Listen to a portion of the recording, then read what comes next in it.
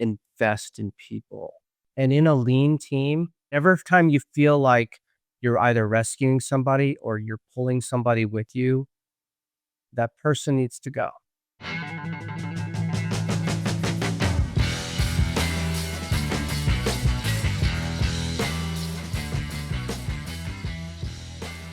Today's guest went from the U.S. military to building a global outsourcing powerhouse with 1,000 plus employees. He's the founder and CEO of Unity Communications, an award-winning company that helps startups, VCs, and private equity firms scale without burning cash or talent.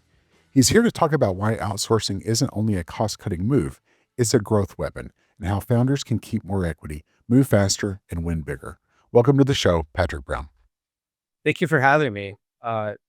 They That's a great intro. I'm a little uncomfortable hearing it, but uh, we do all those things. It's interesting to hear somebody else say it. If you're not uncomfortable at times, you're not trying to achieve something big enough, to be honest.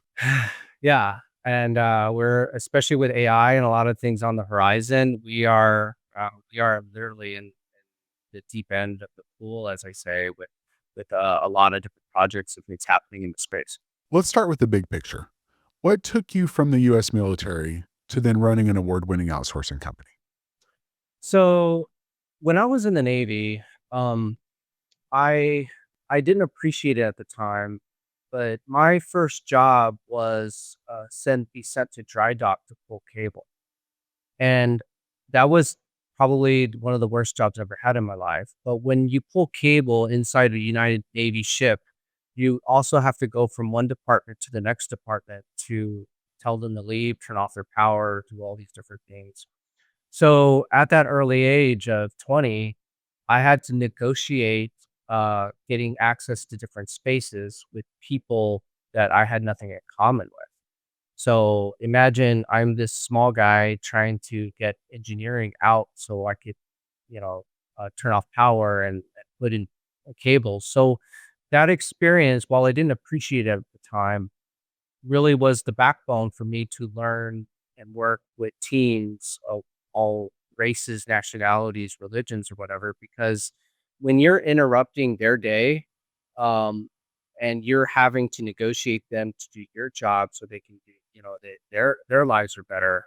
It really created this very instinctive mindset of what is a win-win for everybody. So I need to do this, you get this, and the result is this. And then that carried on to corporate America. And then when you essentially get to a port with corporate America, and almost every entrepreneur gets this, is like, you know what? I could do this better. I could do this more efficiently. And that's what really led me to believing this is a direction to go. But also, I was a single father at the time. And uh, when you're taking your children and you're dropping them off at daycare at 6:30 in the morning, and then you don't see them until 6:30 at night, and you only get a couple hours with them, you start to realize this isn't worth it. Like, what am I working for? Just for one meal a day. So, all of those experiences got me to the point where, you know, I think I need to do this on my own because my time is really worth more. So, I converted basically my time in corporate America, reached out to a lot of my clients and asked them if they would support me if I did my own thing. And a lot of them said yes. And because of the corporate experience and building the relationships, because of the Navy, to be able to work with people from any part of the world in a team like fashion, those were essential for me to then create teams of all makes and sizes to understand how the mission needs to be accomplished while gaining my own time. And I often go back to the days where I was building.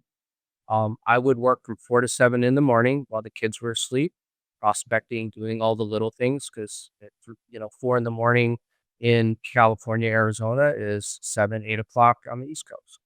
And then spend some time with the kids. After the kids have their whatever they need to do, then you have a few hours in the afternoon and you just learn to juggle it all. And because how that empowered me because of how I was able to work within, different circumstances. um, I was able to really learn and understand how to build a lot of the infrastructure there. That's a long answer, but that's really essentially how the Navy corporate translated me into outsourcing. No, it was a good answer and it was insightful. It really helped explain your perspective of where you came from, but then how you're applying that. I like that. Let me ask you a follow up then. How Sure. did that journey shape the way you lead and build teams today? So the one of the best ways or examples that we're able to build and scale to, the size we have is I have learned that almost every major project, every single business process that has ever been created in all human history, it's made up of very small actions. And I have a very good skill set to take small actions and measure them. So when you take actions, you put a measurement or KPI around them, and you let people know that this is what I need so that I could learn how to support you. Are you making enough calls? Are you answering enough emails? Are you searching and researching the right amount of billing statements? Whatever the measurement is, you then calculate, does that measurement mean that we're a good value to the customer? Because there is a calculation there. Am I getting a return on the Unity investment based on my billings?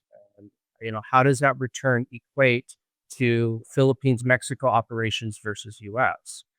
The US is the world leader of complex problem solving.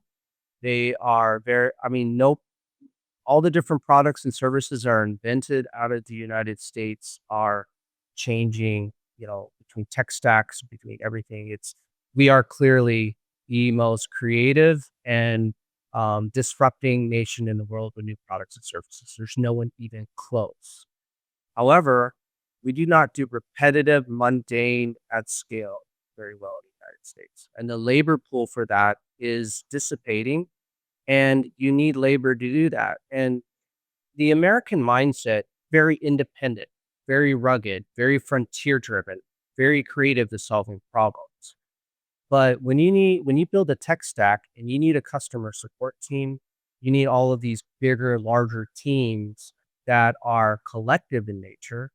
The American labor force, very independent, versus a collective, all in one Asian labor force or Latin force, brings a more cultural fit for the workflow that an American needs to deliver for a complex tool. That is one of the Culture reasons really is critical. it is. So if you look at the culture of China and how they manufacture things, and in Taiwan, how do you like you can't have an iPhone product built in the United States at a certain price point or scale and efficiency compared to that. That's really difficult to do. But you don't see these products and services invented and designed nearly as well as in the United States. So, managing 1,000 plus employees worldwide, what are the biggest lessons you've learned, especially around culture, discipline, and accountability?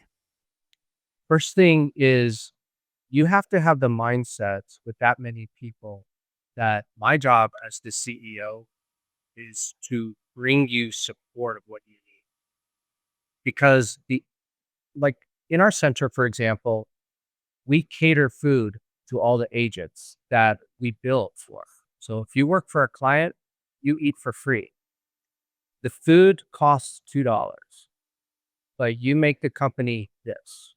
So if you made the company this amount of money, why wouldn't I buy you a meal? I, I would buy any person that I do business with a meal. So it's those small things that give the culture the fact that our agents that work for clients, we want to appreciate them. We want to work for them. We want to serve them. And at the end of the day, they serve our clients, and that's the delivery. So we backwards engineer what we want. We want this level of service.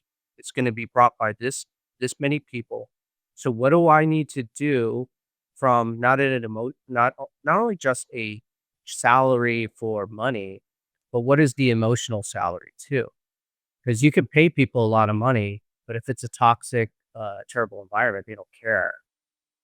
So we really come down to the fact that we want our agents to feel like they are really powering this company. We do it with food. We do it with, celebrations. We and every manager that's on my staff, if I find out that they are not supporting the agents in a way that they need and hold them accountable, then they're gone. We do not put up with Sure. that. So, as a result, we have management teams that at the end of the day, they want to enforce KPIs, keep morale very high, and I also give them room to fail. I tell them I bring decision making down to the lowest level possible. I want people to make mistakes. I want people to take a chance, but I don't want them to feel like hamstrung that if they make a mistake, they're going to get terminated. No, a mistake is something you need so you could learn. We all do it.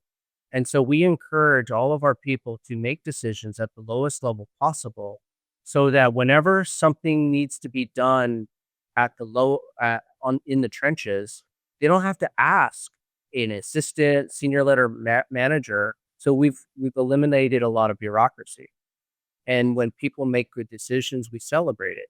And when people make bad decisions, we talk about it and what can we all learn? I call it the big brother effect. All the little brothers and sisters, they see big brother getting in trouble, they learn, right? Well, we really, at the end of the day, we know all the agents are watching, they're talking, they're chatting and doing things, but we try to do everything we can from a decision perspective to do things at the lowest possible level so that management can just concentrate on strategy and relationship with clients and really focus more on outcomes. That's a good answer. I think in a lot of companies, the decisions are made by people that aren't involved in the actual work or understand what they're deciding on. I mean, at a basic level, look, if you're going to be leading a crew that's in construction and you've never held the shovel, well, I don't, are you really qualified to be making those decisions? And, um, early in my career, at one point, I was in that shovel holding role, and I learned a tremendous amount. And then taking that and propelling it further into your career as you go is just, uh, you can't just buy that knowledge. You have to earn it. I like to say the higher the decision that needs to be made, the more insecure the people are. They just have to micromanage, and it's from insecurities and from lack of trust. One other thing about the US perspective is outsourcing is often seen as a cost cutting measure. I have a feeling you see outsourcing as being mission critical for most businesses and not just a cost cutting move. Tell me about that. So a good example is, let's say it is a SaaS product, software as a Okay. service. Um, Tell me if the labor force in the United States has the mindset for enterprise scale to walk a customer on how to onboard their invoices and their dashboards and all the different small things. Do you really think someone who codes and creates wants to walk somebody through where to click, how to upload a file, and how to do all these small things that are way above their pay grade? It's it's really not scalable. You can't have tier 3, engineers or coders, spend their time doing that. But the people in the Philippines, India, Eastern Europe, Africa, they're more than happy to do it with a smile on their face, with really good bedside manner. And that labor pool is accessible at this price point in the different labor regions, and they do it very well. So, and the average turnover in a contact center in the United States is 90%. So, do you also want to replace the people you've trained every year? Because in the United States, it is normal to start a call center, contact center, customer service job, but in 6 months, you need to get promoted. And in a year, you need to have another promotion because the cost of living in the United States is increasing. So if you don't consistently have this upward mobility for your staff, all of your human capital investment will be gone. It's just the way it is. It is very difficult to find labor, but it's even more difficult to keep the labor, keep the people at a scalable way. So, there's a 70-30 formula where 30% of your support staff is onshore, up to 70% augments that during working hours or do a lot of the low repetitive jobs that sometimes, AI is a better fit for. And that keeps your human capital investments, delivering returns every year.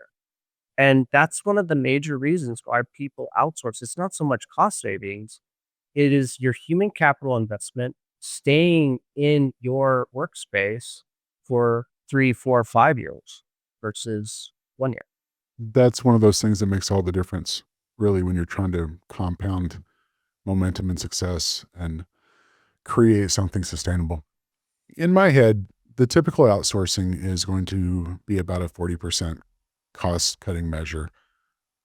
What do you actually see? What's the real value there? I would say depending on region, but I would say 40% of money, that could be right in certain workflows, but you're talking about, payroll. What you're not talking about is the cost to recruit, cost to, find people, the cost to train. Some of the, other resources on the human capital side, the savings is much higher because you're not spending time to have to really, retrain people, rework all these different, pieces.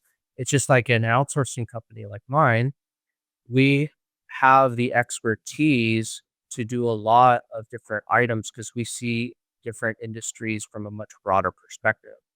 Let's take a good example of digital marketing. We work with a lot of digital marketing agencies all over the world.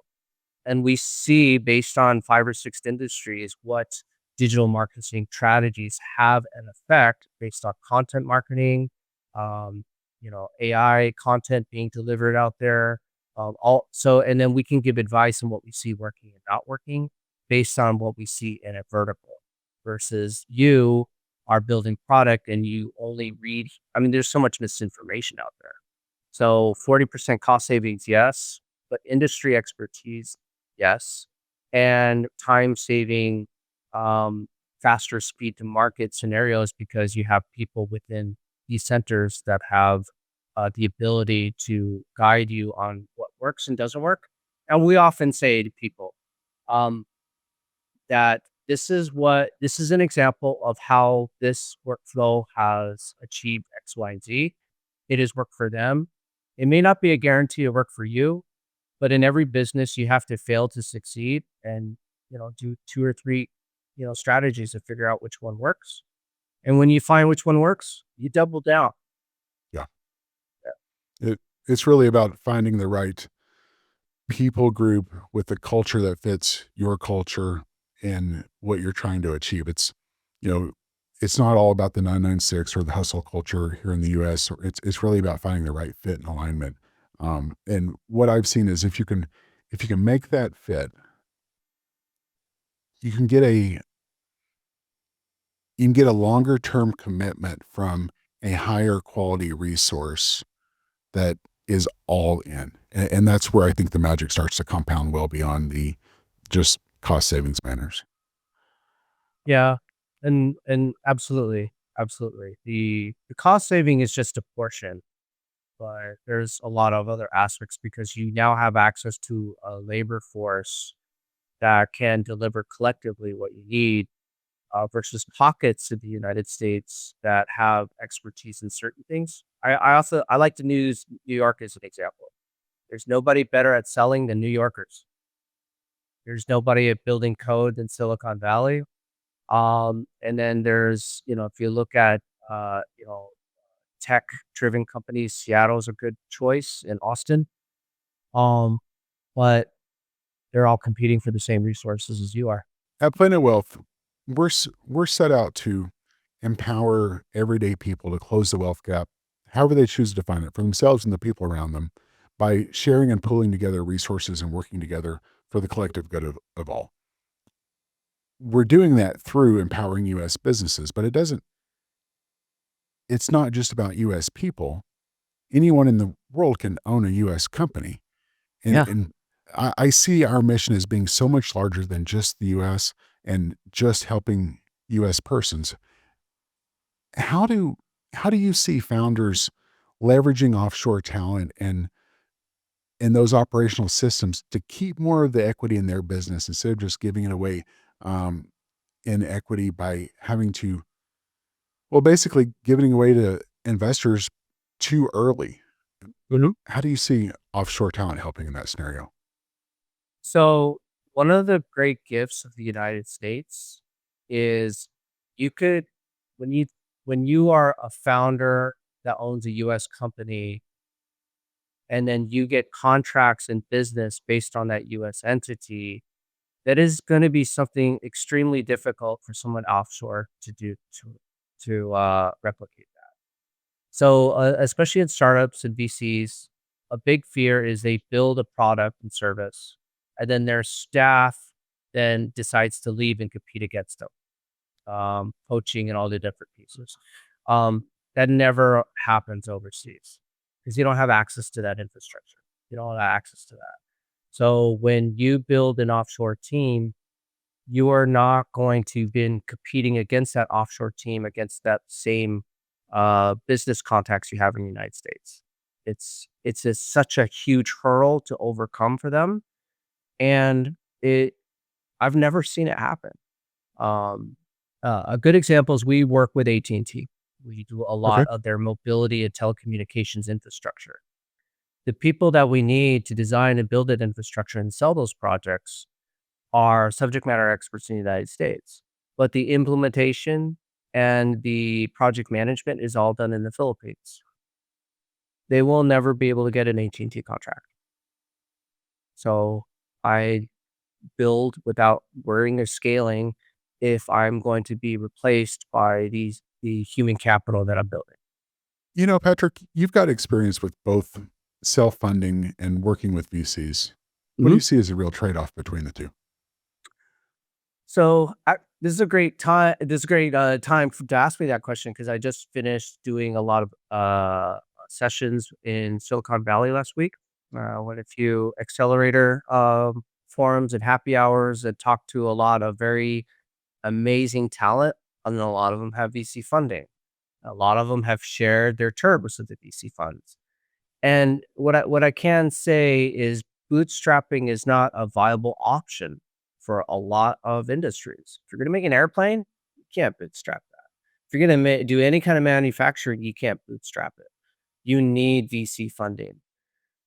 I often say the best VC funds, and private equity people are people with not deep pockets, but deep networks. Because if they could bring somebody in to solve a complex problem and they have that network, it's most of these, VCs, they want to fund, build something, exit, have that piece, but they need to reward their founders for running it. So I often get a little uncomfortable when there's a VC exit opportunity and there's preferred shares and this shares and those shares and then the founders left. And I would just say make sure you have somebody reviewing your VC paperwork so that if you believe you can get to a certain revenue size, what you would make, reverse engineer it. Don't get super excited when someone gives you an offer letter and you're like, "Oh my god, I made it. I got the offer letter." You need to really have somebody review it, what it means if you hit 10,000,000, 20,000,000. Backwards engineer the result, and if you're okay with that, then it's a good deal. But if you don't like how it funds at the end of it, and just have it go through somebody. So, backwards engineer it. make sure they have a deep network of people you can rely on. And if it can be self-funded, really at the end of the day, you have to decide if you can sell. There's some people who could build product, but they can't sell. They don't know marketing. And if you're a great coder, but you're an introvert and you don't like to go meet people, you know, maybe get a little bit of that VC money and hire a sales guy. You're just, you need to be able to sell. And if you can't sell and go to market, then you're gonna fail. Well said, and I appreciate the comment about liquidity preference and really just it it comes down to if you're not the captain of the ship, well, you're not the captain of the ship, and be mindful of really how that will play out, especially, today everybody's raising money with safes and and as an early founder, they're doing it at different valuations. And if you're not extremely documenting and projecting how that cap table is going to play out, you're going to be in for a nasty surprise. Um, that's a good point that most people aren't hitting on today. Patrick, you've been very candid that being at the top isn't for everyone. What's the unspoken reality of being a CEO, and why isn't it for everyone? Nobody knows what the they're doing. That's the way I like to tell people, like everyone sees the result I have today, but it was the result of making decisions on my own in late nights when I have nobody guiding me because everyone under you is waiting for you to make a decision. And every CEO that has built an organization at a certain level is making those decisions under uncertainty, and Sure. they're It's scared. never a 0 or a 1. There's always an in between. Yeah, and now the consequences are much higher. So, like, if I don't get my AI stack for me built and with a certain percentage of revenue recurring in 2 years, then I will become a legacy company and I will start to depreciate and lose accounts. And then by that time, trying to catch up is too late. I have to make the pivot now. Um, so that's the thing is that if you have a corporate job that pays really well and they take really good care of you and you have all the benefits, do you want to be in a situation where nobody is going to help you? There is no rescue. There is literally, it's a very, very lonely job and you're taking a lot of risk and it's not for everybody. And however, those people, even in their 50s and 60s that are starting businesses, they also realize that with all of the AI tools, outsourcing, fractional CFOs, it has never been an easier time to start a business, hire freelancers, hire fractional marketing people, and you literally could create something for yourself in a very quick time and be your own boss. There's never been an easier time to do it, but it is not for everybody. I still grind every day, and you're not going to get away from that. I often tell people that take a look at your salary, and if you're successful, if you get that salary back in 3, 4 years, you're doing amazing. The way I see it is if you're not the type that's constantly learning and constantly reinventing yourself to begin with, boy, especially taking into account the prior questions of, you know, if you're no longer the captain of the ship, do you really want to be the guy that needs to pivot the company 2 years ahead of time? Or can you even make that change to keep the company relevant? It's without question, it's a challenge every day. Yes, and pivoting is the key. I mean, Netflix, they started off with DVDs. Now they pivoted to streaming. You are don't be afraid to pivot from a completely different line of business because you have to pivot. Any company I know that's really, really, and I see them because I have a lot of their people. Every company I know that's hit their certain milestones, it was almost never with their original product or intention. It was always, hey, we found this other thing. We're pretty good at it. Let's do that. And I mean, that's how I got into the BPO space is I was first IT and then and I really liked and enjoyed building teams for people. So you have to really move quickly and fast. And once you make those decisions and you move the people around the decisions, you have to commit. And that's the problem. If you're not willing to commit, you're going to fail. And I often say the commitment is like excitement, then reality, and then you slowly get out of it. And then you make a bunch of turns along the way. But people are afraid of commitment. You can't not commit as a CEO because the people will around you will question your mission and view, and they will, if they feel like you're wishy-washy or you're not going to see this vision, then you'll start losing your staff. Yeah. And without The your team staff, has to it have all clear falls. direction. And if you Yeah. don't know what that clear direction is, you probably waited too long and now you got to do double time to figure it out. Yes. How do founders prepare mentally for that pressure of being at the top? I don't know. Everybody has their own way. Um, some use alcohol, some use like I'm an endurance runner. I hit the pavement almost every day. I also love and listen and put together a lot of dance and techno music mixes to separate myself. Everybody, you have to develop a routine that works for you. But you have to, I would say, discipline of whatever it is that you use to, release a little bit of that pressure valve. It has to be there, and your spouse, your partner, or your best friend, or whoever's important to you, your kids, they have to be on board. There's not. I have seen so many possible founders get sabotaged by their spouse because they don't want to be uncomfortable. If I had a dime for every time I said, "My wife won't let me do it because she's worried," it wouldn't have worked out, because the moment, they had to miss a paycheck or something because a client canceled, they're gonna say, "See, I told you so," and they will be bop back to, corporate America, where it's nice and seems safe, but it's what they're you can't do it without the spouse or a partner or whatever that is. Nothing will drive your success more. And it really comes down to making that commitment that you mentioned before. You truly have to make the commitment, and then it's sticking to it well past your family, your friends, all the people you know telling you, "Are you sure this is the right path?" And if you're not that committed, you're just not going to make it through. It's for me, the mental getting through the mental pressure or maintaining is all about structure. And if every day doesn't force you to grind it out, whether you feel like it or not, you're probably not in the right spot. Um, at least that's the way I see it.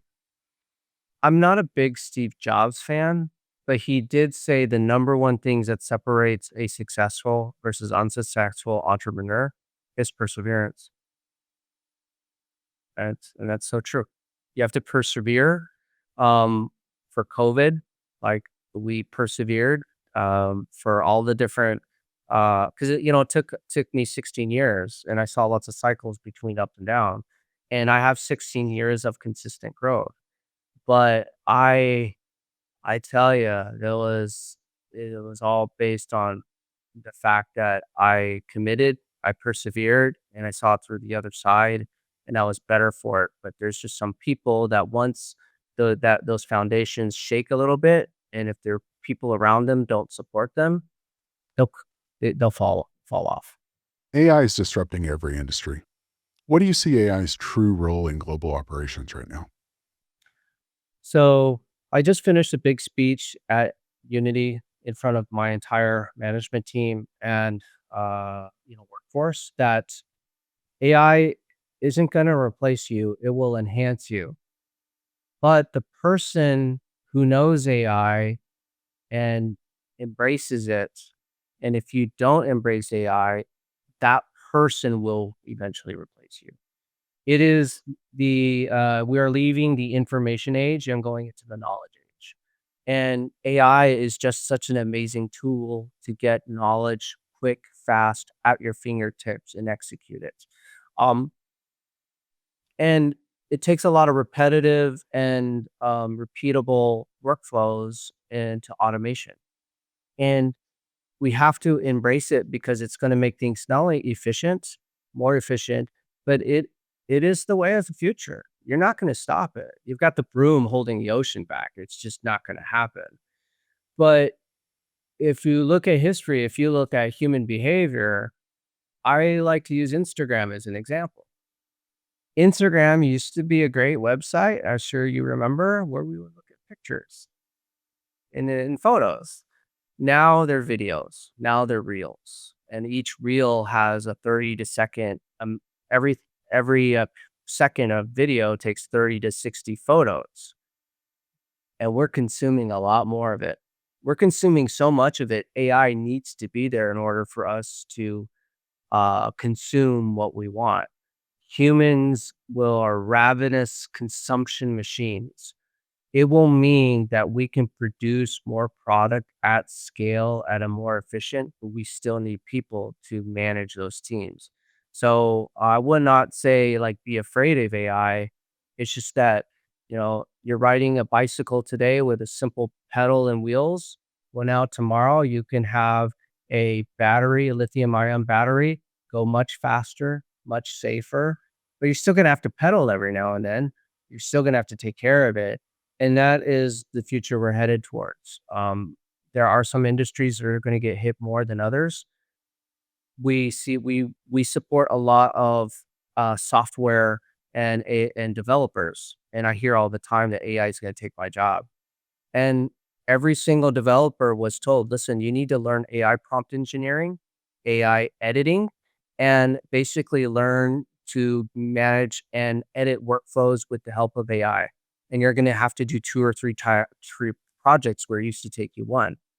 But they're doing it. We have an Adobe photo editor, editing team that is now using AI to help edit the photos and the shapes and the lines and all the Photoshop things. They're just doing more higher quality work faster. Yeah. And, uh, the thing is once you get a layer into AI, you realize it is terrible at solving complex problems. It took us 18 years just to get driving right in 2 or 3 cities, and it's still nowhere near mass adoption. So, we're really looking at what AI could do, but, disruption is pretty much your own choice if you decide not to embrace and learn and change with it. Sure. It is something that we can learn, though. It's a superpower, and it's really what are you empowering? And that's up to you and how you're pointing it and using it and directing it. Absolutely. It's not gonna cut your hair or do a lot of the other jobs that we need, for, United States, but there's impact now, so just learn it. How should founders blend AI and human talent for long-term success? That's a question I deal with every day, and the answer is I don't know. I don't know because it's so specific to whatever outcome you're trying to achieve. What we use as a baseline is AI is a great tool to give information, to receive information. It is good at telling you things. But the moment you have to solve a problem, then a human needs to do it. I'll give you an example, e-commerce, right? AI is really great at you order the product, you put it in your cart, you pay with your credit card, you get a tracking information.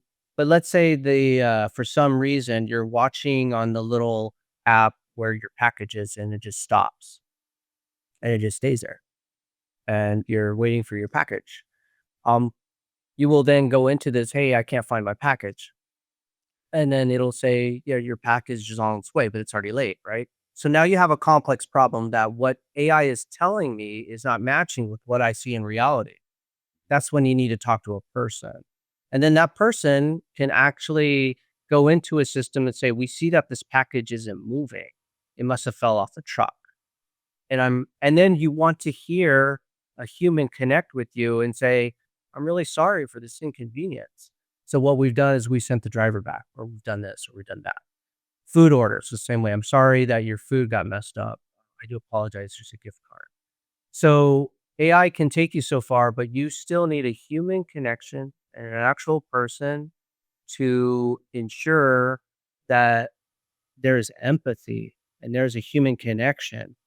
And AI is not going to do that, not anytime soon, because problems still happen with almost every product and services where you need an actual person to acknowledge you as a customer and what they propose to fix at the end of it, so that you do not destroy them on social media in a bad review and all these other things, because it only takes one bad customer experience to erase 6 months of customer experience engineering Yeah, if I it's can not see that. handled right. Yeah. And is that worth the 25 cents you would pay on an AI interaction versus the $10 an hour, rate overseas? I would like to think that human cost is absolutely worth it. Looking ahead, what advice do you give to startup founders or investors who want to build lean, efficient, and culturally strong teams that last through both market booms and downturns? So the first piece of advice I would give is really invest in people and make sure that you have milestones they understand. And in a lean team, if someone isn't going to, if you sense and and every time you feel like you're either rescuing somebody or you're pulling somebody with you, that person needs to go. Like a Foxholes. lean, yeah, it's a lean startup team. You have you have people in a team that love working with each other. They're usually on the same level. But when you have that person in a very strategic role that they feel like they're just dragging, they feel like is really at the end of the day not delivering on their sides, that has to be taken care of very quickly. And if you're not somebody that's comfortable with this part of the human resource problem, then you're going to struggle, because the first thing that's going to happen is if you do not support the main players on your team by letting people go that aren't participating, your staff will then feel like you're not supporting them, and it becomes a very toxic environment. I it's we say it all the time that a lot of times when you do terminate people, you kinda wish you did so 6 months prior when you did it. Sure. For me, I see it as, do I want this person in the foxhole with me? If the answer is no, then you know everything you need to know to make the right decision. Yeah. But communicate the warning signs, and that's the one thing as a founder you need to get straight really quickly, is how quickly can you see through people as the future of your company, and the moment you don't, you need to build that skill set, and you're nobody's born with it. You just have to go through the motions of learning that experience. And, there's just many CEOs that this is the first time they're managing people.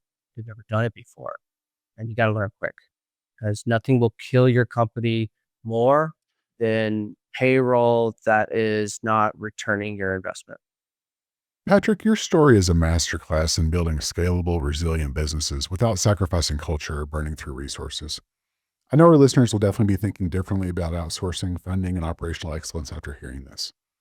Your website, social media, and resources are all in the show notes so our audience can connect with you. Let me ask you one last thing before you go. Tell something that our audience may not know about you that could be interesting, humorous. Share something that most people don't know, or something maybe you never shared. One of the things that, I laugh about myself is I really feel I really feel in this entire journey that there's one skill set that saved me that I don't talk about a lot, and I rely on strangers. I rely on people that I've just met 10 minutes ago, and it was really, really uncomfortable for me, and that came from the fact that I spent some time in foster care, and I spent some time in, situations, in the system where I had to rely on caseworkers and I had to rely on other items to survive. So, because I am comfortable with relying on people that I've never met, I have learned, and you will learn, that most humans, they want to buy from you. They want to help you. You just have to ask and you have to be the one to tell them because we're not mind readers. So when I went into my first couple of foster homes and I had to ask a stranger about basic needs and they would hug me and they would smile and they would say yes, it made me understand humanity a little bit better on this side. And in your journey as a founder and entrepreneur, you're going to have to trust in strangers. You're not going to get around it. But those strangers will become your friends. Some of those strangers will become your competition. And every single part of that journey is going to be necessary. But uh, you you really can learn very quickly that the only difference between someone who wants to help you and a stranger is you asking and portraying it in a way that makes them reaches their humanity. That's such a great answer. And thank you for sharing that. Yesterday I was literally talking to a younger CEO, and I was just sharing that a lot of people get into the CEO role by being the person that may not always have the answer, but they find the answer. They don't come with problems, they come with solutions. And really, they're self-reliant to figure it out and to have that perseverance and grit to keep going. But then I shared that while that may have got me here, I found the real success comes from then asking those around me for help, and never be afraid to ask for that help. If you need something, you don't have to figure it out on your own. Just ask. And I love your answer so much. And thanks for sharing that. Yeah, an example of how I use that daily is that when I get cold called, and when someone cold calls me, I like to listen to it because this is somebody who has a little, I used to do it, and then I like to give them feedback, but I do want to at least spend the time. You spent the energy to make this pitch. I should at least listen because I remember what it was like when I was you. I love that. Patrick, thank you for joining us on Planet Wealth. Thank you for having me. I really appreciate the time. Thanks for watching. If you enjoyed this episode of Planet Wealth Fortunes of the Brave, check out our other videos for more insights and strategies to elevate your financial freedom. You can subscribe right here and hit that notification bell so you never miss an update. Join our community and take your financial future to the next level. I'll see you in the next video.